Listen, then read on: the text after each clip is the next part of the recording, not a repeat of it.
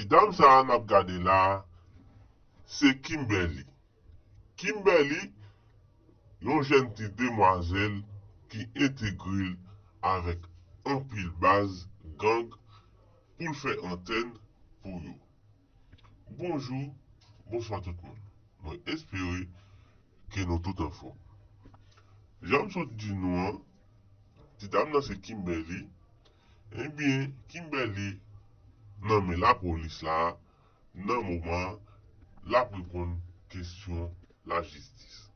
La nou rekote li ansan avèk Izola.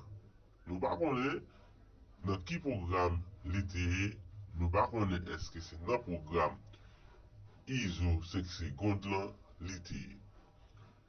Ebe Kimberly se yon bel ti demwazel, nepot gason ka trompe, ebe se antenne bandi liye, ou menm ki wè figi sa bien, pandan ou an bel moun kon sa, ou ka ap ekri sou internet lan, li menm ka bon randevou ki kote nou ka renkontre, ebe se nan renkontre ansama avek kliyan, se le sa ou pal kon ki les Kimberly. Kimberly li menm, se sa selman li fe, chèche gason sou internet lan, renkontre avek yo, pandan ou renkontre, ebe ou bandi kidnap yo. Se sa selman li menm li fe.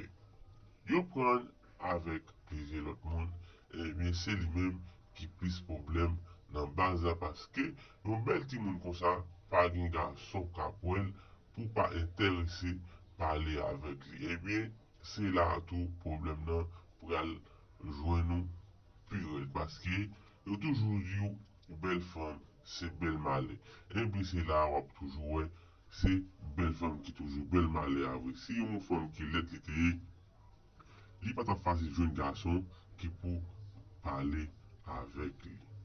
Yon gason pale avèk li, yon vet ap telman cheke top sou li, sou internet la. Ebyen la polisi mette men sou li. Ou menm kap gade video sa, pa neglije, abone, pataje, like, invite fami, zamon. Babay tout moun, nabou yon kon.